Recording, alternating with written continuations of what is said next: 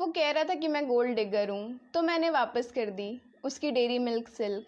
हाँ, काफ़ी गोल्ड डिग कर लिया था मैंने, जैसे उसके एबीबास के जूते। मुझे लगता नहीं है कि मैं उसके रोड साइड मोमोज खिलाने के कर्ज को जीवन में कभी उतार पाऊंगी। पर मुझे लगता है उसे मैं गोल्ड डिगर इसलिए लगती थी क्योंकि उसके पास्ट के एक्सपीरियंसेस अच्छे नहीं रहे हैं। उसके पास्ट में ज़्यादातर लोग गोल्ड डिगर ही थे, जैसे उसके पापा, क्योंकि उसके घर में जितना सोना है उसकी मम्मी के दहेज का ही है। उसे लगता था कि मैं उसके साथ सिर्फ पैसों के लिए हूँ, जो पैसे उसके पास थे भी नहीं। वो मुझे सिर्फ महंगी जगहों पर घुमाने ले जाता था, जैसे मैकडी। उसके दिए हुए लव लेटर्स की एफडी करा ली है मैंने, काफ़ी इंटरेस्ट आता है, खर्चे चल जाते हैं सारे। उसने मुझे काफ़ी महंगी महंगी चीज़ें गिफ्ट करी थी, जिन चीज़ों के मुझे नाम भी नहीं पता थे, जैसे inferiority complex, imposter syndrome, trauma. उसे डर था कि लड़कियां उसका गोल्ड डिग कर लेंगी, तो उसने अपना गोल्ड छुपा दिया।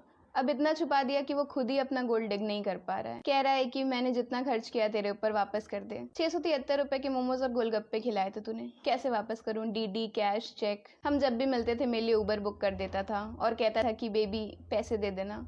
आए दिन मेरे लिए कुछ ना कुछ जोमेटो से ऑर्डर भी कर देता था, कैश ऑन डिलीवरी पे। ब्रेकअप के बाद उसने अपने दोस्तों को बोला कि मैं गोल्ड डिगर थी। तेरे पास गोल्ड कहाँ है रमेश? नहीं, तू मेरा छोड़, तू अपना खुद गोल्ड डिग कर और खोज के निकाल।